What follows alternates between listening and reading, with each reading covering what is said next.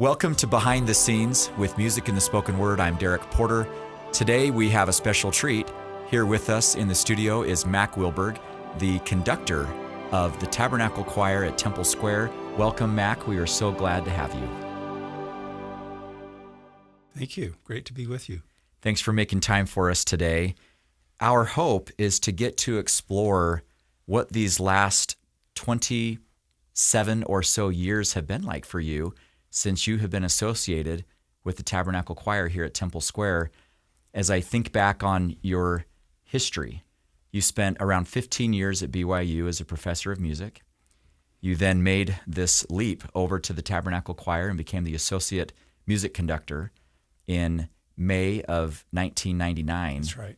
And then about 8 or 9 years later, you became the music conductor for the choir and have held that title, I guess, if you will, ever since.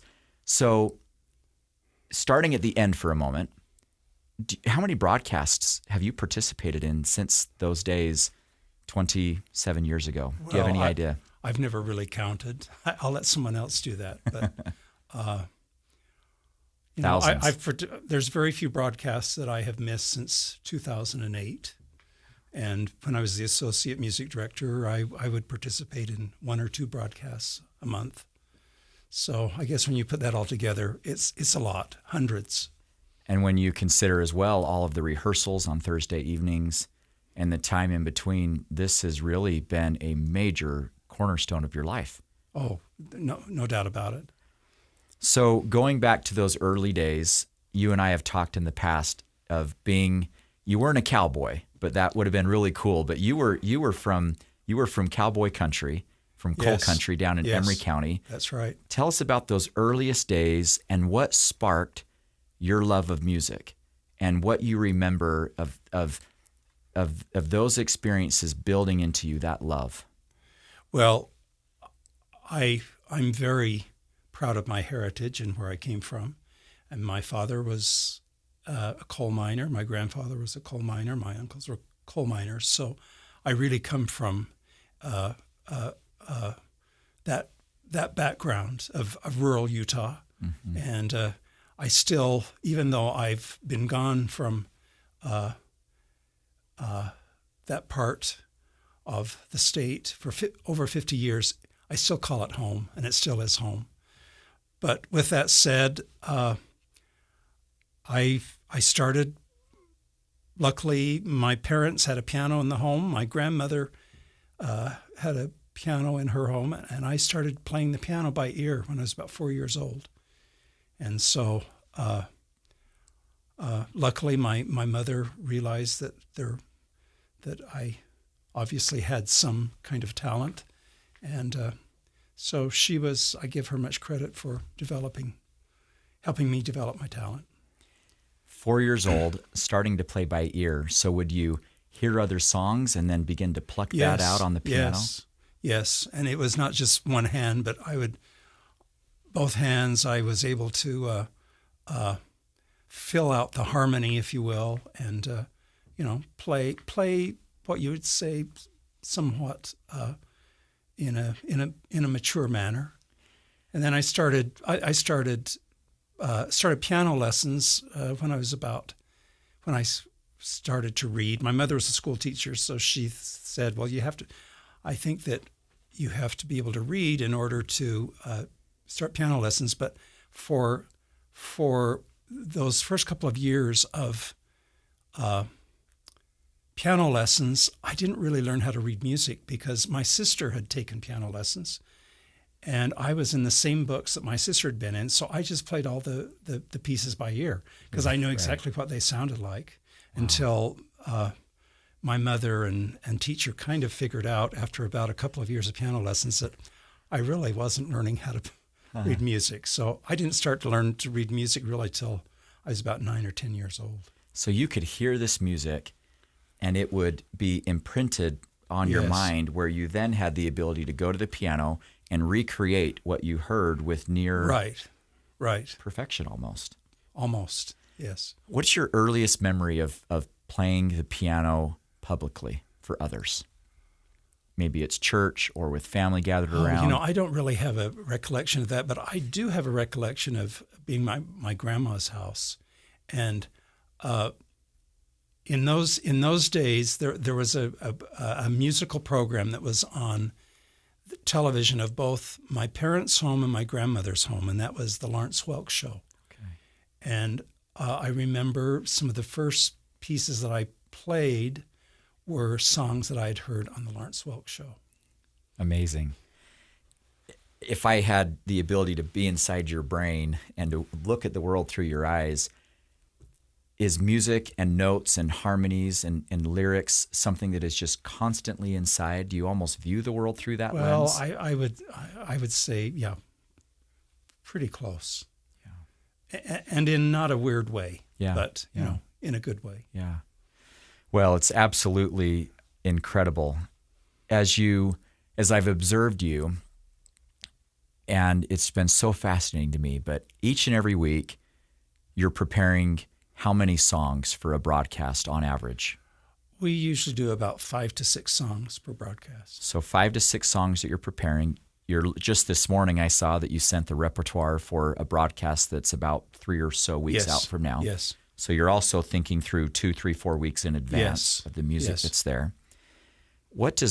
How do you put together that music each week? How do you feel and know out of a repertoire of many hundreds, if not more, of songs that the choir could sing, what ones right in that moment, and how in the world do you fit it all in to 28 minutes and however many seconds it is that you have, because this program is live? Yes. What's that process? Yes. Well, there definitely, I think, is an art to doing that. And of course, experience helps. I've been at this a long time, and I still feel like that I'm learning. You never feel like you've totally arrived at something. I think when you do, then you better quit at that point. But putting together a broadcast, I always equate it a little bit in the way that one puts together a nice meal. Yeah. There has to be a little bit of unity in the meal, but there's also has to be some contrast. You don't want everything to be made with potatoes, for instance, and you just don't want all meat. Mm-hmm. There has to be a variety. And so I always use the words unity, but within that unity, contrast. And there's some obvious things that you do, and then much of it is subtle things that you do. And for me, a successful broadcast is one that feels like there's a flow from beginning to end, and that there's a unity, but yet within that unity there's a little bit of contrast. You don't want all the pieces to be slow. You don't want all the pieces to be fast. You don't want all the pieces to be what you would call just a moderate tempo. There has to be a variety of that. You don't want all the pieces to be in the same key. And in fact, key relationship is really important.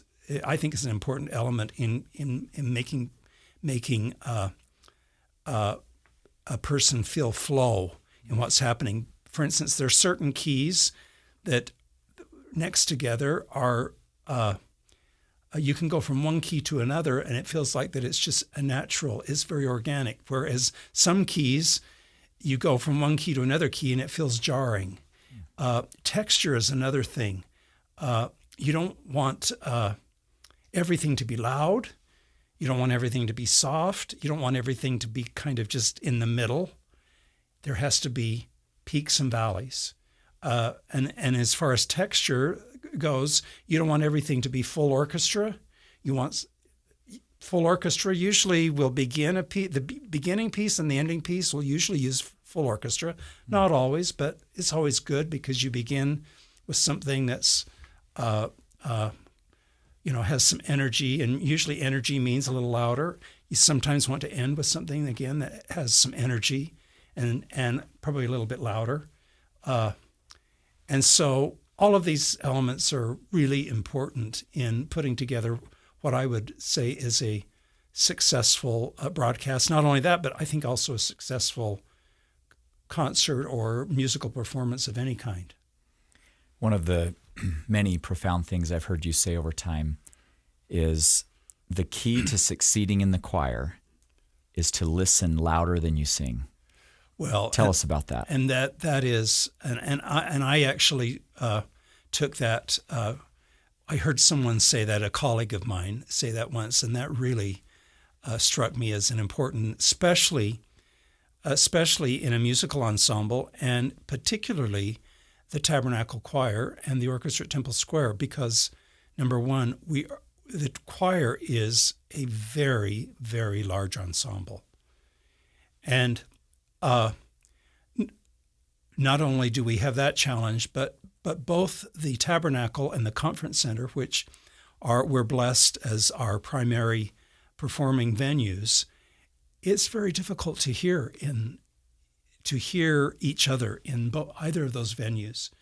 And so listening louder than you're singing, or sometimes I say to the orchestra, you need to listen louder than you're playing so that we are, we can hear each other. Because in music at a high level, making music at a high level requires being able to hear each other in really important sorts of ways.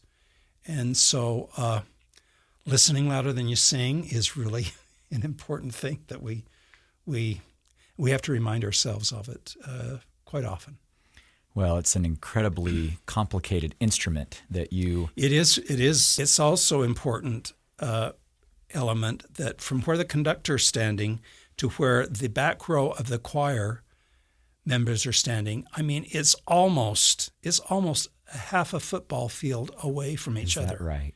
Wow. And so if people aren't watching and listening, then we're going to have problems. And I can attest how intense this is. I had the opportunity, you'll remember, my wife and I to come sing Yes. with the choir for one night. Yes. And I walked up there and got in my spot and sang for an hour or something. Yes. And I walked off the stage, and the next day, this is not a lie, the next day I was sore. My muscles were Right. sore as if I had gone out and ran a marathon. Right. And I think it's because it's so intense, actually, up there in the choir loft. Listening, focused, attention, starting, stopping, sitting, standing, breathing appropriately. That's right. Listening, doing all of this. It is real taxing work. I would like to get a calorie counter on you, and if we could watch how many calories you're burning in a rehearsal. Obviously not enough. It's but I bet you're burning 800. I wish it was more. It's amazing, the work and the intensity of what's happening there.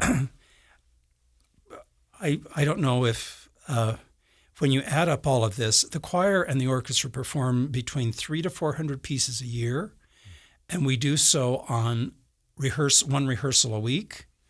And so every second of rehearsal is well planned, and I'm happy to hear you say this because we don't waste a second. And it is, if you're doing it the right way, it is intense because we have so much to do. Not only are we working on the music for that week's broadcast, but then we have to work on music for upcoming broadcasts. And then also we're working on special events, special performances that we have, whether it be the Christmas concert or tour repertoire. And of course, we're doing a lot of touring right now. And so it's like sometimes putting a puzzle together in how do we get all of this accomplished in the short amount of time that we meet from week to week. And just to provide color for our listeners and viewers, how many average members of the choir might there be each week during a broadcast singing? Probably around between 320, 350. Okay. And members of the orchestra each week participating? That's usually probably anywhere from 70 to 90. We've got another 50 or so that are backstage and in the eaves and running around, sound, lighting, and the like. Yes. So you've got a crew of 500 or so people that are listening and watching your every move. I have observed you walk out on stages, in stadiums, like in Lima, Peru, We had a stadium that was a huge 32,500 people. You had 82,000 people watching live from multiple locations and countries. What are your feelings when you walk out and you see throngs of people there and knowing that you are playing a very central role in allowing for all of this to come together? What does that feel like?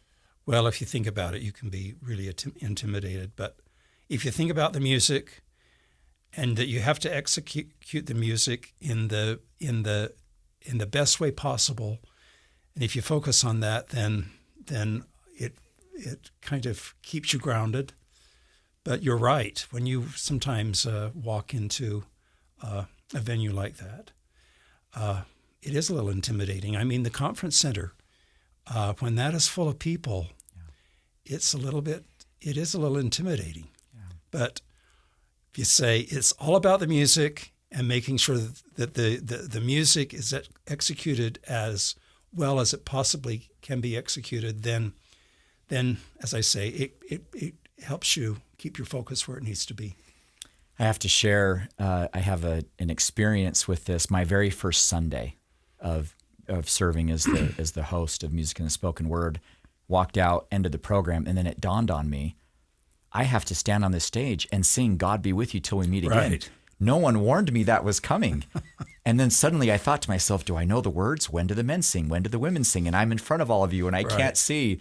And I felt very alone out there in that moment for a minute of saying, it's on, I need to make sure I can deliver this. It was my own little funny experience. And we should say that for those who have never been to a live broadcast, that this is a tradition that the choir has been doing for decades. Yeah. Of after the broadcast is over, then for the live audience only, the choir and the orchestra, the conductor, the announcer, we all turn and sing God Be With You Till We Meet Again to our live audience. And if that's a motivation for you to come to a live broadcast, that is a little bit of frosting on the cake. And let me also say, as long as I'm saying that, there are many people who have never come to a live broadcast, even people who live here close by. Yeah. You really owe it to yourself to come to a live broadcast, because we always say it's one thing to hear the choir and the orchestra on television or radio or on a CD recording or so forth, but it's a totally different experience to come and hear it live. There's nothing quite to match that. And let me just also say that if you really want the ultimate experience, then hear the choir and the orchestra in the Tabernacle itself. Yeah. It's just a wall of sound that is not possible to duplicate in any other way. Yeah. And even though we have all this wonderful technology that does capture the sound of the choir and the orchestra, it still is not quite like hearing it live. I remember when I was probably maybe 11 or 12, I came with my grandmother. My grandmother would bring me to Salt Lake quite often, and in those days, coming to Salt Lake was a huge deal for a country boy. Mm-hmm. And it took us a long time. Those were in the days before freeways and all those. So it took a long time to get to Salt Lake City. And so, my grandma in her old Rambler car, I can still see that car, and chugging along. And we finally got to Salt Lake City, and my grandmother said, I think the choir rehearses on Thursday nights, so let's go down and listen. And I'll never forget walking in the Tabernacle and hearing that wall of sound. And it was the choir and the orchestra at that time. And I'll always remember that. Yeah. And I always say, I even remember the song that the choir was rehearsing, and I even remember what Richard P. Condy at the time, who was the conductor of the choir, was telling the choir how to pronounce certain words. It made quite an impression. So Let me just say, if you're in town on a Thursday night or a Sunday morning, please come to the Tabernacle. And for those of you who live close by, who've never taken that opportunity to come to the Tabernacle, and again, either on a Thursday night or a Sunday morning, please do. I think that you'll have a different experience than you've had or will have listening to it on television or radio. There really is nothing like it. I've invited guests from all over the world to come, even in years before I had this calling and assignment, and every single one of them, regardless of who they were or where they were from, what their background was, walked away most often not even being able to use words to describe what they had experienced, but putting their hand over their heart and saying, I felt something. Right. And I remember my own first day, the very first Sunday after I knew about this calling. No one else knew yet, but I knew about it. And I was invited to come to Music in the Spoken Word with my wife. And we came in the back way underneath. Yes. And they had us kind of walk up backstage behind the choir and walking out. And the choir was singing in that moment. And we walked out with 350 or so people above us singing. And it was overwhelming. That feeling was overwhelming. And one of the amazing things about the Tabernacle is it sounds just as good there as it does in the back of the hall, yes, as it does in the middle. Yes. The sound equality around that building is there's almost no bad seat. It sounds better the further back you are because you get the full impact. I don't know if there's another place in the world that can quite duplicate what we do here, and yet we all take it for granted. Yeah. And sometimes I do myself. Yeah. And I have to kind of say, wait a minute, this is really a unique experience. So again, take advantage of this very unique thing that we have here. So I've noticed that you rarely, if ever, use sheet music during the broadcast. And I can't believe this because I'm sitting there worried about what I might say for my few seconds. And then I look up and I see Mac, and you've got this great, nice, clean conductor's podium right. with nothing on it. Right. And you sit there and you go through the entire broadcast, and it's incredible. How does that work? How does that happen? Is that like it was when it was 4, when you were 4 and it just gets plugged in your mind? What's the process? I haven't always done this, but in my career, I always find that I conduct much better if I conduct by memory. Yeah. And there's many, many reasons for that. I feel like I make better music when I conduct by memory. And also, for me, having eye contact with the musicians is really, really important. And the last couple of years, the choir, we've given the challenge of the choir performing everything by memory, and I have noticed a tremendous difference in the quality of our performances, the quality of our actual performing when we're performing by memory. And I'll just say a couple of things. First of all, because almost everything that we do has a camera and a microphone involved with it. When a choir member is singing with music, then the head goes down, and visually we see the crown of their head. We don't see their eyes. The eyes are what we want to see. As we know, the eyes are the most expressive part of our being, if you will, and so being able to see a singer's eyes is very, very important. Then the other thing is our diction is better because the consonants, if you will, are not going into the book, but they're coming out this way. Our precision is much, much better because people are focused. Everyone's looking at the conductor. There's not some people with their heads down. There's not some people who are looking up. Everybody is unified. And so I figure if the choir is going to sing by memory, then I need to conduct most everything by memory as well. Wow.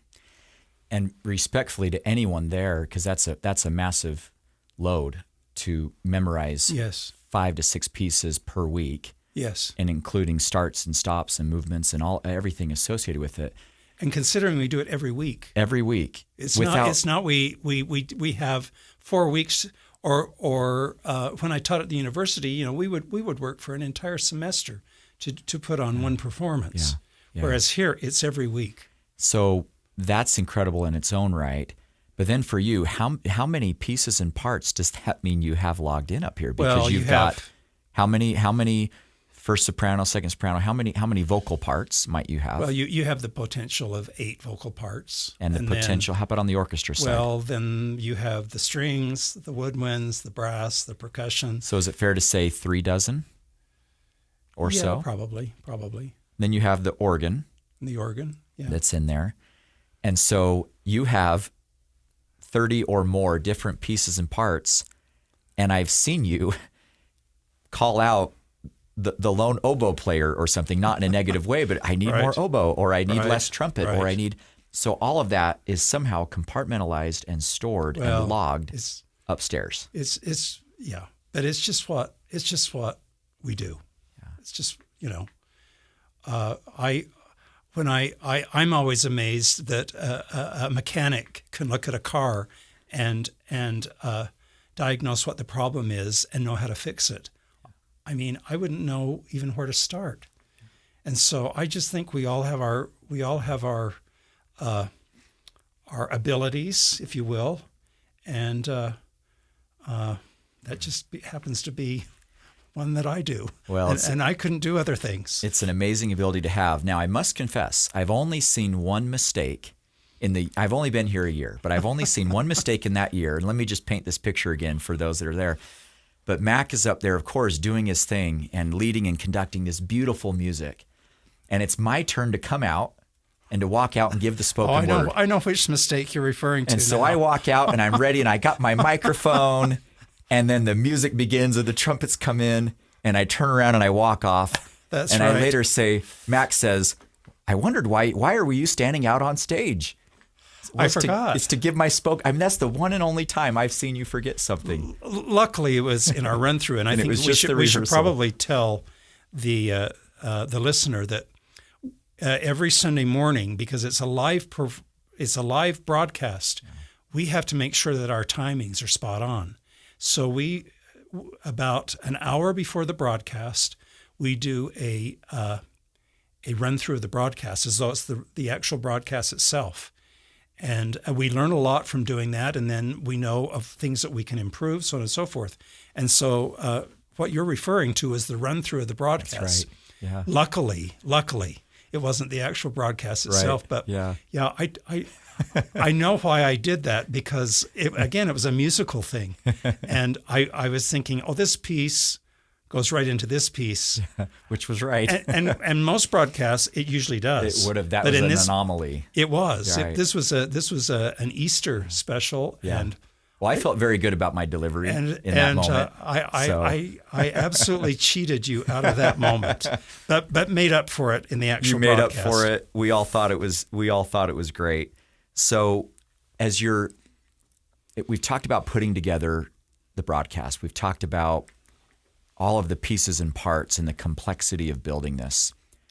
You've written a lot of music yourself. You've arranged a lot of music. Very, very, very often. I would say every broadcast there's several pieces that you have that are full of your fingerprints. What does that process look like? Do you write out all the trumpets and then all of the winds, or are you doing bar by bar? How does this come together? How do you hear it? How do you see it? Well, let me just say, sometimes I'm a little bit sheepish about my name being on so many of the pieces that we do, and also Ryan Murphy, who of course is our very gifted associate music director, does a lot of writing for the choir as well. Yeah. The reason why we do a lot of writing for the choir is because we know what we need, we know what resources we have, and we know how to write so that we can. It's something that we can learn quickly, put together quickly, and perform. We don't have weeks in order to prepare a piece or learn a piece, and so much of them. And there's not a lot of music available that for instance, that we do on a Sunday morning. There's a little bit, but there's not a lot. So a lot of what we do is from necessity. With that said, then if it's a particular piece that we need, then you start, and I start by, first of all, getting a big picture of the piece, and sometimes I write out the choral parts first of all, and then I'll write out the accompaniment, and I'll write that out maybe as a keyboard reduction, or I'll figure it out more at the keyboard, and then after that, then often I'll write the choral parts first so I can get them into the hands of the choir so that they can start to learn it. And then I'll write what we call the orchestration after that. And that is writing for, as you said, for all the instruments of the orchestra. And you already know what, in your ear, you already know what you're going to do, or the sorts of textures you want, the sorts of instruments that you want to use here. And then you just have to write it out. Now, I shouldn't give myself away with this, but a lot of people now use the computer in order to do that, but I am essentially computer illiterate. I shouldn't admit that, but does this mean it's all done by hand? It's all, I do everything. I write out everything by hand. Wow. Then I do give it to someone else, who I call my beloved music copyist, whom I've been working with for over 25 years now, and I will give it to him, or in his wife also does some of that for me, and they will then put it into the what you call the music software on the computer, but they have to put in note by note as well. Wow. Into the computer. Wow. from my handwritten scores. I'm envisioning like Mr. Holland's Opus, that old movie. Yeah, that's right? really old movie. And you've got your paper and a pencil, and That's you're right. writing note by note, and occasionally erasing and moving it up and doing this Yes. and putting this together. We need to get one of these and frame it and put it in the Tabernacle office. Well, that's incredible. To me, it would probably be pretty boring, but Well, not to the rest of us. but also let me say, you kind of have to work out in your mind, in your head, where this is all going to do before you start putting anything down on paper. So you'll be playing this in, and can you do that? You can focus from the start of a song to the end of the song in your mind. Well, of you how that have to would- work it out, Yeah.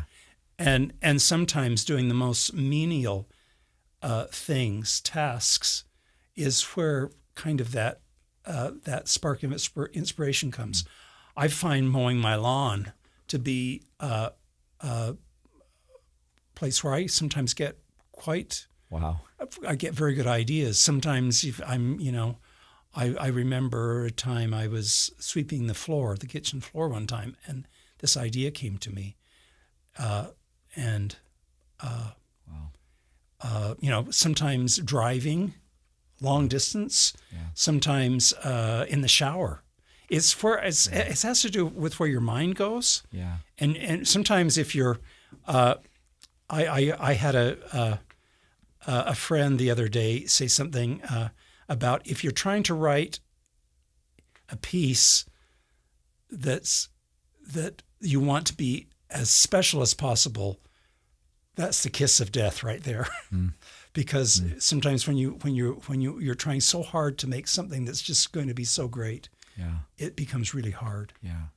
And sometimes the things that come in flashes of inspiration turn out being the best things, instead of having to think about it too much. So talking about the best things and flashes of inspiration and greatness, what makes a great broadcast? What makes when you go home, because I know you go home and watch it later to learn, to experience that. What makes one great when you say that was phenomenal? For me, a great broadcast is where there's been a wonderful flow from piece to piece into the spoken word.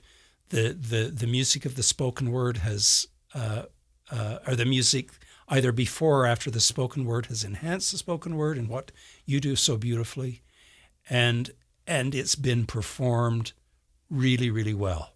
If it has all of those elements in it, then I say, that was really a great broadcast today. Yeah. And it doesn't always happen. Sure. But, Sure. But when it does, it's quite special. Are there any memorable moments from music and the spoken word that you've had over the years, or any special broadcast that stood out to you above others? I have learned that what is inspirational to one person is not to another. And so for me, as a trained musician, music of the master composers is really a great inspiration to me. But I know that it may not be to others. For instance, a hymn, a simple hymn, may be the ultimate in feeling inspired. For instance, pieces like Climb Every Mountain, When You Wish Upon a Star, What a Wonderful World. For many people, those are really inspirational. Yeah. And so that's why in any given broadcast, we'll do a great variety of music, but still try to unify it by texture, by key schemes, by fast, by slow, by loud, by soft. All of those elements are important. And if it all comes together, then I say that was really a great broadcast today. So the broadcast is beginning its 97th year here in just a few weeks. Yes. What do you think has enabled the broadcast to thrive for 97 years, 5,000 weeks worth of continuous offering of sacred strains to heaven through music and spoken word messages delivered across the world? What's the secret ingredient? I think there are several components to this question. First of all, it's executed by all volunteers, volunteer choir members, volunteer orchestra members. It's received tremendous support over the years from the Church of Jesus Christ of Latter-day Saints, who of course is the sponsoring agent of music in the of music in the spoken word over these many, many years. And it, over these many, many years, has brought joy, it's brought hope, it's brought comfort, and I think just a sense of belonging into a world that always seems in chaos. And the world has been in chaos from probably the beginning of time.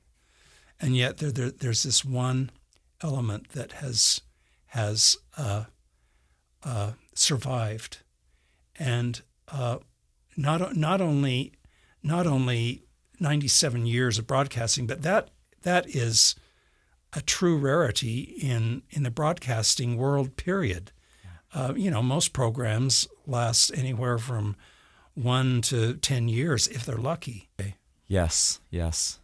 And then, of course, this program would still not be on the air if television and radio stations didn't desire to carry it. There's something that's always in the back of my mind, not only with the broadcast, but anything that the choir and the orchestra does. Several years ago, Gordon B. Hinckley, who was president of the Church of Jesus Christ of Latter-day Saints at that time, gave some advice to the choir leadership, and he said, "We want the choir to be the greatest choir in the land, but always remember to sing for people. What good is it if we have a great choir that no one wants to listen to?" And so the broadcast over the years has sung to the people and for the people. And so every time I go to program a broadcast, which is every week, that is in the back of my mind. I think about my own heritage, where I came from. I think of those who are listening to the broadcast, and I have people.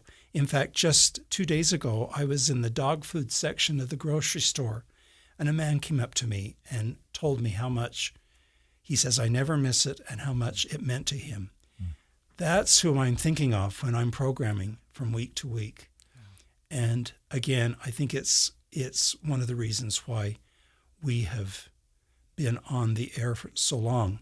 And I, like you, feel it a great privilege, honor and blessing to be able to do this from week to week.